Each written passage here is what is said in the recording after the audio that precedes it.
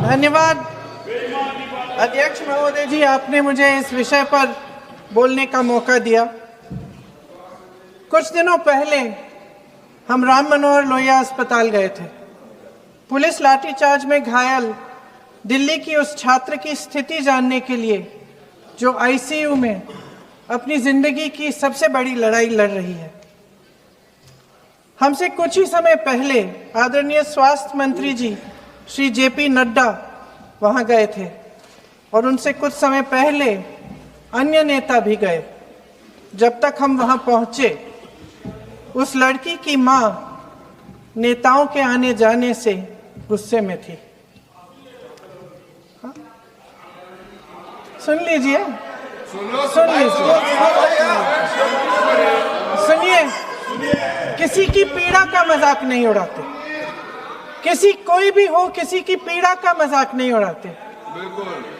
आप संसद में बैठे हैं, निशिकांत जी आप बना रहे हो। जब तक हम वहां पहुंचे, उस लड़की की मां नेताओं के आने जाने से गुस्से में थी। किस लिए आए हो? उसने आईसीयू के दरवाजे के बाहर खड़े होकर हमें पूछा। हमारे सामने कांपते हुए हाथ जोड़े कहने लगी कि धन्यवाद आप आए हैं, ठीक है, मगर मुझे किसी से नहीं मिलना, मुझे किसी से बात नहीं करनी। महोदय, उस मां की पीड़ा से उसका पूरा शरीर कांप रहा था, लेकिन उसने दृढ़ आवाज में कहा, सुबह से बड़े बड़े लोग यहां आ रहे हैं, एक के बाद एक वीडियो बना रहे हैं। वह भी आए जिन्होंने मेरी बेटी का ये हाल किया है। किस लिए? उसने हमसे पूछा। किस लिए? मेरी बेटी की बलि तो चढ़ गई है, लेकिन उसे कुछ भी हो जाए तो मैं उसके लिए अपने आप लड़ूंगी। मुझे किसी की मदद नहीं चाहिए, मैं अकेले लड़ लूंगी। महोदय, शायद मुझे यहाँ खड़े होकर सबके सामने ये बात नहीं कहनी चाहिए, मगर उस माँ की गुहार ने मुझे शर्मिंदा किया। उसके दिल के टूटने की वो आवाज जो अस्पताल की दीवारों से में गूंज रही थी, मेरे मन में अभी भी गूंज रही है। इसलिए उस माँ की इजाजत लिए बिना मैं आपके द्वारा आदरणीय प्रधानमंत्री महोदय जी और आदरणीय गृह मंत्री महोदय जी से पूछना चाहती हूँ कि क्या जरूरत थी एक मासूम बच्ची पर इस तरह दमन करने की? क्या जरूरत थी उन छात्रों पर आंसू गैस चलवाने की, उन पर लाठियां बरसाने की, उन पर वाटर कैनन्स चलवाने की? क्या जरूरत थी उन नौजवान लड़कियों को जलील करते हुए उनके कपड़े फाड़ने की, उनको बेरहमी से गंदी तरह पिटवाने की? देश के युवाओं पर पैलेट गन्स और AK-47 चलवाने की क्या आवश्यकता थी? क्या वे आतंकवादी थे? क्या आतंकवादी हैं? टेररिस्ट हैं? हाँ, कांग्रेस बोल रही है। हाँ, कांग्रेस बोल रही है। जवाब दीजिए, जवाब दीजिए। कांग्रेस बोल रही है, जवाब मांग रही है, जवाब दीजिए।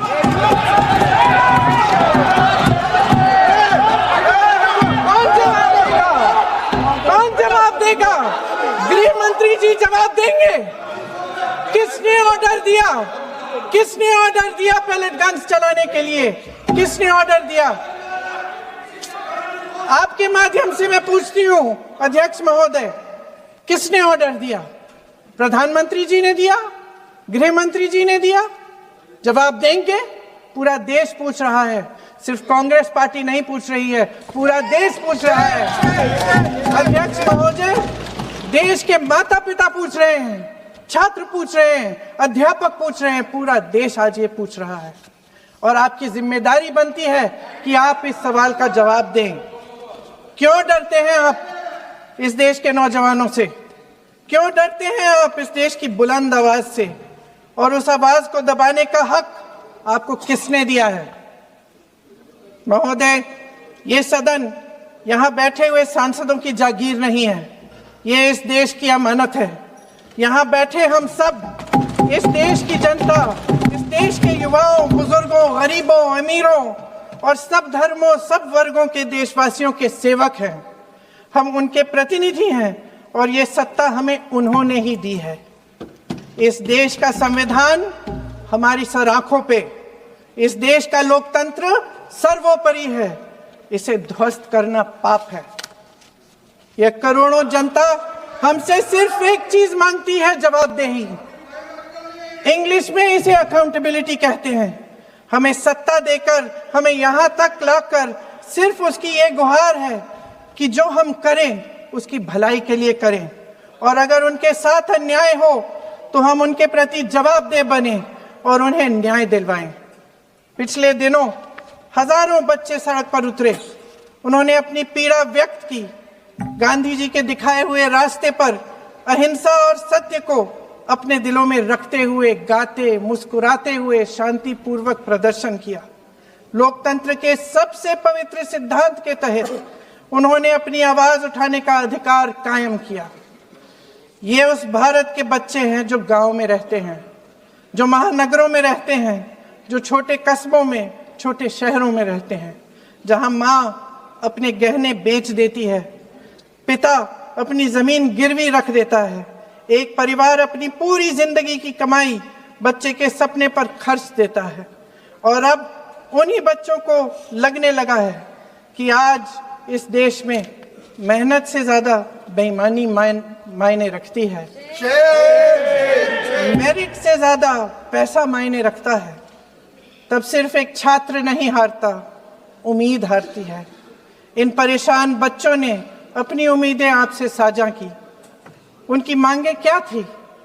कि पेपर लीक करके उनके साथ जो बार बार अन्याय किया जा रहा है उस पर कार्रवाई की जाए, कि जो सिस्टम उनके भविष्य को कुचल रहा है उसे सुधारा जाए, कि जो माफिया उन्हें घेरे हुए है उसे हटाया जाए, कि जिस मंत्री के कार्यकाल में यह सब हुआ वह इस्तीफा दे, कि उन पर बर्बरता करने वालों पर कार्रवाई की जाए और उसके लिए माफी मांगी जाए। बस यही उनकी मांग थी ना, कि जो शिक्षा और स्वतंत्र अभिव्यक्ति का अधिकार उन्हें संविधान ने दिया है उसे कायम रखा जाए। महोदय, हमारे एजुकेशन सिस्टम में कुछ समय से बहुत खामियां भर चुकी हैं। बच्चों पे जो प्रेशर डाला जाता है उसकी वजह से सैकड़ों बच्चों ने आत्महत्या कर डाली है। उससे भी ज्यादा बच्चे डिप्रेशन में डूब रहे हैं। परिवारों पर बच्चों को पढ़ाने लिखाने के लिए घूस, capitation fees, tuition fees, coaching fees आदि के घिनौने दबाव हैं। लोन लेने पड़ते हैं, सामान बेचना पड़ता है और उसके बावजूद कोई गारंटी नहीं कि उनके बच्चों के भविष्य मजबूत बन पाएंगे, क्योंकि बेरोजगारी चरम पे है। इस सरकार ने रोजगार पैदा करने वाले सभी सेक्टर्स को लगातार कमजोर किया। एग्जामिनेशन सिस्टम खुद फेल हो गया है। पिछले दशक में 152 पेपर लीक हुए, 750 करोड़ छात्र प्रभावित हुए, मगर एक भी दोषी, एक भी माफिया को सजा नहीं।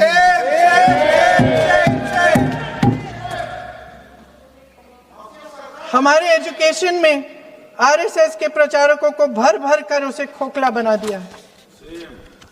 जबरदस्ती एनटीए बनवाकर सिस्टम का केंद्रीकरण करके उसे और भी उलझा दिया। देश के कुल बजट में, हाँ जी जबरदस्ती, आपने अभी अभी सुना तमिलनाडु के हमारे साथी क्या कह रहे थे। देश के कुल बजट में एजुकेशन बजट की हिस्सेदारी हर साल बढ़ाने की बजाय घटती जा रही है। 1.4 लाख करोड़ रुपया का पूरा बजट एजुकेशन बजट है और 1.32 लाख करोड़ सिर्फ नीट देने वाले 22 लाख बच्चों के परिवारों से हर साल खींचा जाता है। एक और शर्मनाक आंकड़ा भी है। 1.4 लाख करोड़ रुपया हमारा पूरा एजुकेशन बजट और 16 लाख करोड़ रुपए जो मौजूदा सरकार ने बड़े उद्योगपतियों के लोन माफ किए हैं। सोचिए कि इस सरकार की प्राथमिकताएं क्या है।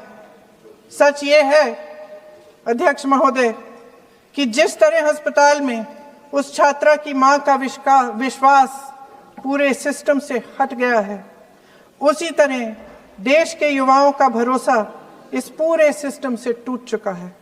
और जब इस तरह देश के भविष्य हमारे युवा निराश होकर सरकार और सिस्टम से अपना भरोसा हटा देते हैं, तो उस भरोसे को फिर से बनाने के लिए सिस्टम के अंदर से जवाब नहीं ढूंढा जा सकता, उसके दायरे से बाहर निकलना पड़ता है, नए सिरे से ठोस प्रयास करने पड़ते हैं। अफसोस की बात यह है अध्यक्ष महोदय कि इतना हो जाने के बाद भी आदरणीय प्रधानमंत्री महोदय जी और उनके साथी इस सच्चाई को समझ नहीं पा रहे हैं। वे अभी भी ये सोच रहे हैं कि पीआर, नैरेटिव चेंज और पालतू मीडिया के सहारे एक बार फिर उनकी नैया पार हो जाएगी। परसों शिक्षा मंत्री जी ने शर्मनाक परिस्थितियों में अपना इस्तीफा दिया और कल यहीं मकर द्वार पर मेरे सत्ता पक्ष के सांसदों ने जिंदाबाद के नारे चिल्लाते हुए उनका संसद में ऐसे स्वागत किया जैसे मानो कोई सुपरस्टार पहुंच गए हैं। विडंबना देखिए महोदय, जब भूतपूर्व शिक्षा मंत्री को मुकुट पहनाया जा रहा था, स्वागत हो रहा था उनका, तब महाराष्ट्र में एक परिवार पेपर लीक पीड़ित अपनी बेटी की आत्महत्या का शोक मना रहा था। आपकी सरकार ने देश के करोड़ों छात्रों को क्या संदेश दिया? आपको किस बात का गौरव है, किस बात का अभिमान है? ये कौन सा अहंकार है? जहां आंखों में शर्म होनी चाहिए वहां बेशर्मी और स्वागत के नगाड़े बजाए रह रहे हैं। एक तरफ मातम है, दुख है, यहां फूल माला डाल रहे हैं। कोई आप पर कैसे यकीन करे? प्रधानमंत्री महोदय जी ने नया शिक्षा मंत्री चुना, एक ऐसे व्यक्ति को इस पद पर आसीन किया जिसने एक गर्भवती महिला के बलात्कारियों की रिहाई पर अपनी सहमति व्यक्त की, खुशी जताई। देश की करोड़ों लड़कियों को प्रधानमंत्री जी ने इससे क्या संदेश दिया? सर अखबारों में है सर जो प्रहलाद जोशी जी ने बिल्किस बानो के बलात्कारियों की रिहाई पर जो बयान दिए, उसका प्रमाण मैं आपको दे दूंगी, मैं भेज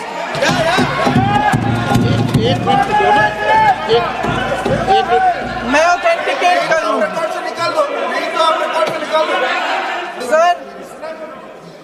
sir here is a newspaper article.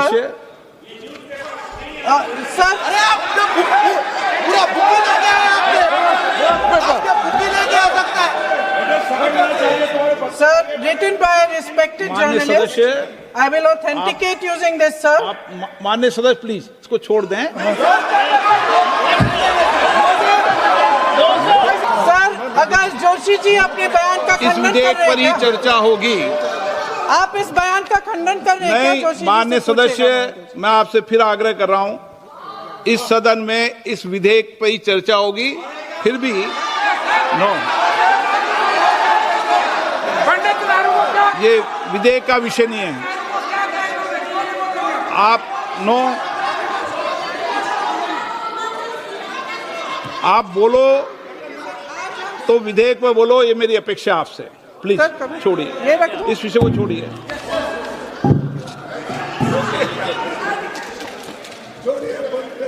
आज हम सदन पटल पर एक ऐसे विधेयक में संशोधन पर डिबेट कर रहे हैं जो 2024 में पारित हो चुका था, और इसमें मुख्य संशोधन यही है कि पेपर लीक के अन्य अपराधों के लिए सजा बढ़ाई जाएगी।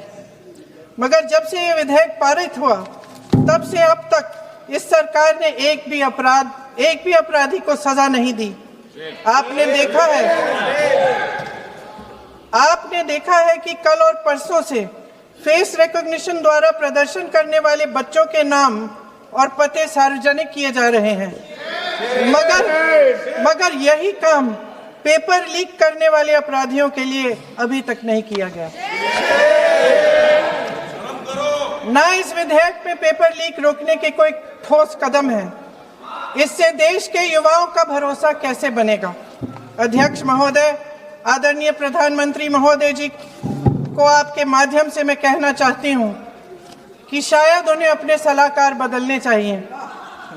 वे असलियत से एकदम टूट चुके हैं। नई नई कमेटियां बनाने से काम नहीं चलेगा। उनका अध्यक्ष चाहे कोई भी हो। राधा कृष्ण कमेटी भी व्यवस्था में सुधार लाने के लिए बनी थी। आज तक उसकी एक सिफारिश लागू नहीं हुई है। और इस नई कमेटी में तो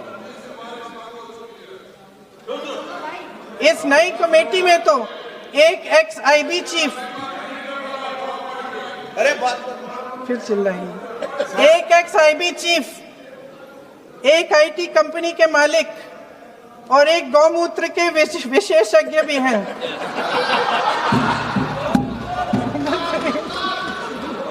जो सच है क्या करें? इन्हें शिक्षा के बारे में क्या पता जी? सच है। आप आज मेरे से नाराज हो रहे हैं। बस मुस्कुरा लीजिए। वो आपने भी चुनाव लड़ा।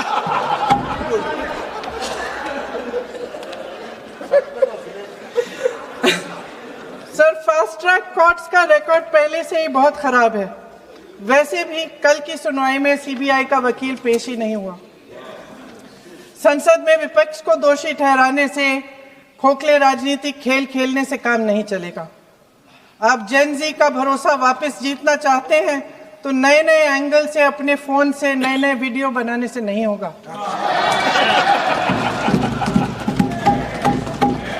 प्रधानमंत्री जी को कैमरे का एंगल नहीं, दिल का एंगल बदलना पड़ेगा। ये जेनरेशन जागरूक है, समझता है। झूठ पहचानने की उसकी अपार क्षमता है। इनका दिल और दिमाग जीतने के लिए आपको सच्चाई पर उतरना पड़ेगा। आपके शासन के चलते इस नौजवान पीढ़ी के साथ घोर अन्याय हुआ है, बर्बरता हुई है। इस सच्चाई को स्वीकार करिए। अपनी जिम्मेदारी से पीछे हटने से काम नहीं चलेगा। आदरणीय प्रधानमंत्री महोदय जी, आपको जिम्मेदारी लेनी पड़ेगी, ठोस कदम उठाने पड़ेंगे। शिक्षा विशेषज्ञों को इकट्ठा कीजिए, छात्रों, अध्यापकों, सभी स्टेक होल्डर्स को साथ लेकर, अन्य विचारधाराओं के थॉट लीडर्स के साथ गहरी चर्चाएं करवाकर एक नई शिक्षा प्रणाली तैयार कीजिए। मौजूदा नेशनल एजुकेशन पॉलिसी में 8 महीने तो एग्जाम चलते हैं, अध्यापकों को पढ़ाने का समय नहीं मिलता। सिर्फ आरएसएस के लोगों से भरने की बजाय सिस्टम को शिक्षित, एजुकेटेड, उन्नत और उदार दृष्टिकोण के लोगों से भी भरिए, जिनकी योग्यता सिर्फ उनकी विचारधारा न हो। रोजगार पैदा करने के सख्त कदम उठाइए, इस पर फोकस करिए। मेडिकल कॉलेजेस की संख्या बढ़ाइए, चिकित्सा शिक्षा का विस्तार कीजिए, ताकि ये बच्चे जो मेहनत कर कर के भी अपने भविष्य नहीं बना पा रहे हैं, एक उज्जवल भविष्य का सपना देख पाए। अध्यक्ष महोदय, छात्रों को सड़क से हटाया जा सकता है, लेकिन उनके सवालों को नहीं। हर लाठी जो किसी लड़की पर, किसी लड़के पर चली है, वे बच्चों की पीठ से ज्यादा सरकार की साख पर पड़ी है। देश के नौजवान न्याय मांग रहे हैं, भीख नहीं। वे यहां सरकार गिराने नहीं, अपना भरोसा बचाने के लिए आए थे। अध्यक्ष महोदय, आपके माध्यम से मैं सरकार को कहना चाहती हूं, अपनी साख बचाइए, अपनी नीयत ठीक करिए, अपनी अकड़ का इलाज कीजिए, अपने वादों पर अमल कीजिए। आपके शासन में हमने बड़ी बड़ी चोरियां देखी हैं। चुनाव में वोटों की चोरी, राम मंदिर में चंदा की चोरी, आपके उद्योगपति मित्रों द्वारा देश की संपत्ति की चोरी, किसानों की जमीन की चोरी। लेकिन सबसे बड़ी चोरी, हाँ ठीक है, सबसे बड़ी चोरी तब हुई। कहिए, बोलिए।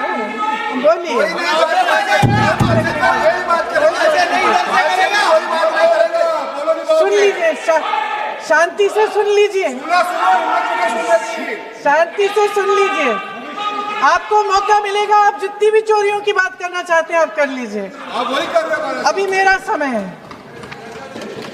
सबसे बड़ी चोरी तब हुई जब देश के नौजवानों के भविष्य, उनके सपने चुराए गए।